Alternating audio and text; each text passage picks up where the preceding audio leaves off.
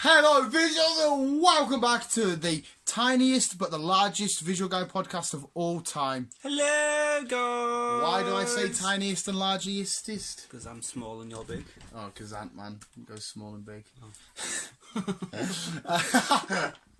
I will put it out there right now, visual. This isn't a film review or anything like that, but there's going to be heavy spoilers. We're going to spoiler alert. We're not really talking about the film itself. We're talking about what it did and what it means and shit like that. So there's going to be heavy spoilers. If you don't want a spoiler, then go check out some more visual guy greatness. Yes. We've got fucking tons you could watch. Yes, but please do. This goes up on the Sunday, but at the time of recording, last night was the midnight release for Britain. And maybe other parts of Europe, I don't know.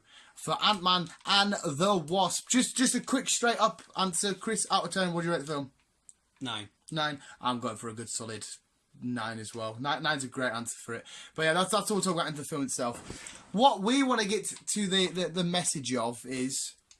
in fact, no, Chris, we'll go for a quick layout. Not of the film, just of, like I explained downstairs. Yeah. Of the film itself. Isn't the typical MCU journey we're expecting to take at this current climate where the MCU is at the minute. It was just a chilled out comedy film, which, like say, what we were expecting really, because if you've watched the Infinity War, you kind of know what the crack is anyhow, and you kind of might have known that this was before Infinity War. So we kind of all knew that it was just a chilled out comedy film. Which it was. It was indeed. It was there, like, the Infinity War ended with massive doom and gloom and the MCU for this moment in time was like, holy fuck, we are fucked. We are fucked. Half of our main heroes are gone. What are we going to fucking do? Then you go and watch Ant-Man and the Wasp and you forget about all of that and you're like, you just have fun, add a comedy, add a slight bit of romance, family reunions, good villain hero selection going on. What's the word? Bonding? No, fucking... I can't remember being a fucking idiot now. A good interaction between a hero and villain, in this case it would be Guyz, who, again, is not another villain that's just like, oh, I hate everybody, doom and gloom, everybody die. No, she wasn't killing people for the crack. She was trying to get herself better after an experiment her father was doing that went wrong. Yes. Spoiler alert, by the way. But... all she wanted is to be normal again. And survive. She was dying. Yes. Literally, as the film's going on, you're counting down with her. Like, you know, they said, you got a couple of weeks left then. You've got a couple of hours, days left. So it was just about, she just wanted, and she had hurt people and stuff, but she only did it because she was working for S.H.I.E.L.D., because S.H.I.E.L.D. are quite dodgy bastards at times. Yeah. And they said, go out and be a mercenary for us and stuff, and we'll fix you. So she did hurt and harm, and then she was getting desperate. That's why she was on about maybe taking Scott's daughter, just because she was desperate as fuck to try and save her life. Save her life. But it's dynamic. That's the word I was looking for. It was a great hero and villain dynamic. Right. They played off each other really, really well. So it ticks all the boxes for me and stuff like that. But so yeah, you watch the film, you enjoy yourself, but then the film ends and you hit with a massive big fuck you. What the fuck? Where are we going? What does this mean? How many avenues are there? Let's fucking explore. This is where Dan started overthinking things, as he always does. Well, obviously you had the little mini trailer where he goes into Quantum Realm to, I won't say too much, but he goes into Quantum Realm. We've done spoiler. We go heavy detail. But, I won't reveal the ending just in case. But obviously, this 30-second little film after the credits, he goes into Quantum Realm just to get something, and then obviously he was about to come back out of Quantum Realm, then all of a sudden it just went quiet, and then all we seen was just dust. And if you don't know what the dust means, then obviously this is where Infinity War started to kick in. So the end of Ant-Man eventually caught up. It did indeed. And then obviously the credits run, and then all of a sudden another little pop-ups appeared, and that's when Dan started going sick, didn't you, Dan? Fucking 100%, because it's a complete massive, blatant... Because a lot of people I seen in that cinema didn't notice it. It's one of them things where it'll be completely under your nose. Because what it was Ant-Man and the Wasp will appear again, about 2 seconds of nothing, and then a question mark flashes up. And for me, if it was just a joke or a lols, it would have a question mark straight away for us to be like, oh, who's coming back in Infinity War? We don't know. It's the way they subtly bring it in, the small little details and attention to detail to bring up a question mark with a pause, so blatantly and bluntly in silence because there's no music at that point, and it's because it caught my eye as it flashed up. So the whoever did it like that.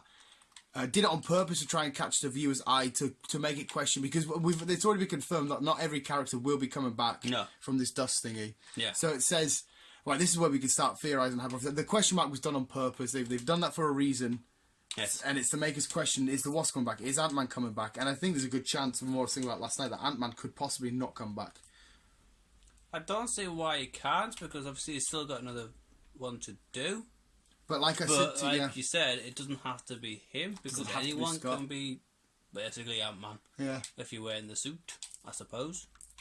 We've had Hank Pym as Ant-Man in the past. We've had Scott. We've had, in the comic books at the minute, it's his daughter that's Ant-Man. That's what I mean. So she might take over. Exactly.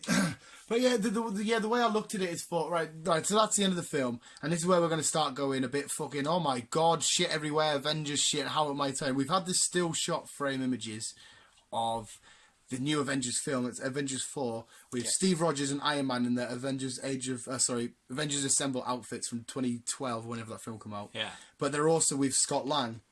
Mm-hmm. So it's clear that how is Scott just appeared in there? It's clear that he's gone back in time to 2012. He gets warned not to go into a time loop, time jump. Yes. Just as soon as he goes in, he gets warned. That's when I looked at you as well. When she said them words, I was like... And because how else is he going to get out? Because they need him to pull him back out. Because obviously he can go in and out regardless, because of his abilities and shit. Yeah, but not completely on his own. No. Because that's why he's trapped now. That's him stuck. Because he's waiting for Hank to pull the button. That's why he's like, come on guys, don't joke. This isn't a joke anymore. So he's now trapped in the quantum realm. And the only other way to get out is he might see like a bubble or a thingy that represents this time thing. You'd be like, oh, what the fuck is that? Yeah. Or maybe in the quantum realm where the original time stone... Because remember, this is all MCU stuff. Ignore comic books. This could be where the origin of the time stone come from. You know, some shit like that. Yes. In the quantum realm. Maybe the original one or the remnants of it, because it's been fucked up now, is there. He finds it, heads back to Avengers, and he says, listen, because they'll be like, who the fuck are you? What are you doing, man? There's some weird guy comes. He's like, no, I know you guys. I've fought against you and I've teamed up with you. And they're like, no, I've never met you before, mate. Yeah.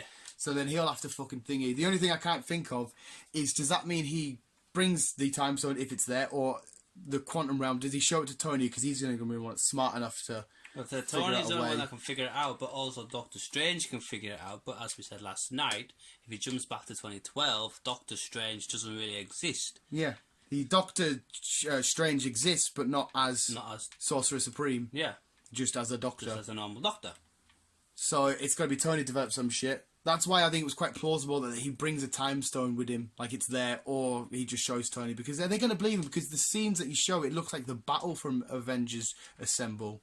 So have they got enough time to communicate, or does Ant-Man get involved now? They rewrite that film and he's involved with the Chitauri attack, and he's like, oh, hang on a sec, I heard about this before. Apparently this, and then they start gathering evidence there, and they go from that. So I mean, so unless I specifically think that they're gonna probably do Infinity War, they're not again, but they'll have a bit more understanding of what's gonna happen before it happens.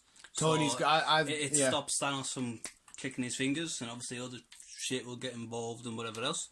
That's how I think it's gonna play out. I agree with you on most parts. Like, I think he's gonna warn him. They're gonna figure out everything, because they already kind of know about, like, Thor had a bit of a thingy about time stones and stuff. Mm-hmm. That's why he wasn't in Civil War and all that shit. I think that Tony's going to be like, hang on a sec, so there's these time stones and there's a big mad titan out there, because he's got everything to do with the Chitauri attack. Loki knows about him and stuff. So he's going to do whatever he can to gather them all up before everybody. And I think Tony's also going to die. I think harnessing the gems or whatever is going to fuck him up. I think we get a Steve flashback sequence as well that I read from the 40s. I think we are going to get rid of some older characters, and probably newer characters are going to come into it. We can see that coming. Is it going to be a massive, like, this time? Is it maybe Ant-Man's not going to appear and have full dialogue with characters and massive open scenes? Maybe it's going to be little sequences until he gets to the right sequence that he needs to get to. Because if we're having a Steve Rogers flashback in the 40s, is that Steve Rogers having a flashback, or Ant-Man going back to the 40s. Again, And there's a dark horse as well. Really know the answer is obviously the writers. Yeah. And how they work things out and how they just... Obviously this little question mark has put fucking people's thoughts together. And That's why it bugged with that question mark, because I think the Wasp will reappear, but I think there'll be some complication with trying to come back, which stops... Because time travel in any story or book or whatever, it's fucking messy as hell. I still think so much Ghost complication. will appear again, because obviously... But we know the situation. How long has she got? Because he was there gathering quantum energy to give to her so she could keep drinking it. True. So how long is she going to last? But it did end with an open book. It's like we said though, she's not fully developed, so we don't really see if she was connected by Thanos' clique. Mm-hmm. So I'm just gonna assume because she's not fully developed yet and she's still in partial fixing mode. That's another key point that, as well, because we know that the Thanos clique, the infamous clique, if it has the... But like, Scott may have been targeted as one of the people to go, but because at the time of the clique he was in the quantum realm, does the quantum realm get affected by the clique? Or is the power inside of it stops any of that shit? Well, I think it's just going to stop it, because obviously... Because that could be why he survived. But again, law of averages would say one of them was because there was 4 of them on the roof and then he went in.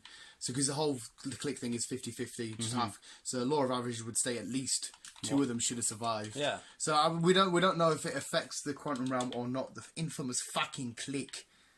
No. I think that's going to play out though. I think we're going to have a crazy... I didn't think... I knew we had it because we did a podcast a few weeks ago. I knew we had an inkling, but I didn't realise Scott Lang would have such a key role and influence... Which is amazing, like, in the future of the MCU. Because, I mean, this could tie into why Captain Marvel's in the 90s. Yeah. Type shit. Because in the 90s, and then maybe at the end, Ant-Man comes through a wormhole and he's like, well, what the fuck, and then they meet? Some shit like that. It could go any possible way, to be honest. And this is just like what we're saying here, guys, is just our theories and what could happen. None of this could happen whatsoever. Oh, they could be the complete opposite. Ant-Man could just go in there, explode, and then it actually end with Thanos. The next film was just him sat in a chair smoking a pipe for 2 hours straight. Yeah.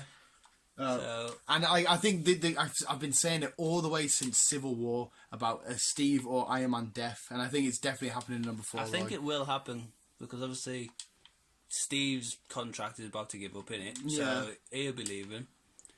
Iron Man, his contract is about to give up, so... Don't know what's going to happen there. Plus, them two being will he sacrifice his heart gem? Them two being the flag holders, the load bearers of the MCU. They're like what everything's built on. And Thor and Hulk as well, maybe. But it's always Steve and Tony, but more or less mainly Tony. Yeah. So for him to die would be so fucking game changing. And plus, he's a bit of an arse at times, but it's just because he's a bit of a jokey joker and shit. He would definitely sacrifice his life for the greater good. Oh, he would. I think he would sacrifice his life for basically any of them. Yeah. Which is not really a good thing, but I suppose it really is. But we don't know, guys. But Ant-Man, that's what we're trying to say though. It went from a nice steady 50 mile an hour, just having a cruise, just enjoying the film, loving life, to a fucking full stop. And then boom, 1,000,000 miles an hour. Like, what the fuck? Oh my god, what are you doing? You got so many questions now. What's going on? Fucking, oh my head's gonna explode. It's like it was like one of them Louise rants. It was like one of them. It was. And it's opened up so much because now at the current state of the MCU, everything's tight, like level now. We have half of our heroes missing, and Ant-Man at the center of its possible demise or possible future. And if you think about it, we've only really just got just over half a year to get an answer. Yeah, because was it May? January, February, March, April, May. Yeah. So yeah. And Captain Marvel, whatever she's going to bring. And then we're not going to go too much into this because we've only got a minute left, and I'm going to kind of bring it up on the next podcast. We don't know how far into Venom is. We don't know if Venom's got anything to do with the MCU. I hope to God Venom appears in the MCU alongside people like Spider-Man and fucking Tony Stark and shit. That would be mint. We don't know. But if in this film, if he's going around ripping people's heads off and shit, I don't know if they're going to add him. Hey yo, is the Fantastic Four coming? Are the mutants coming? Is Ant-Man saving the day? Let us know your fucking thoughts and comments below. Ant-Man blew my mind. It was meant as a film, but it's left me with such a fucking migraine. Oh yes, there's a lot of still open questions that we need to answer. Yes. But yes, like Dan did, guys, let us know what your thoughts of the film, if you have seen it, or your theories as well. They could be a lot better than ours. Ours could be just a pile of shite. Yes, so visual, thank you for listening. Keep it in, yo, and keep on keeping on. Love you, bye.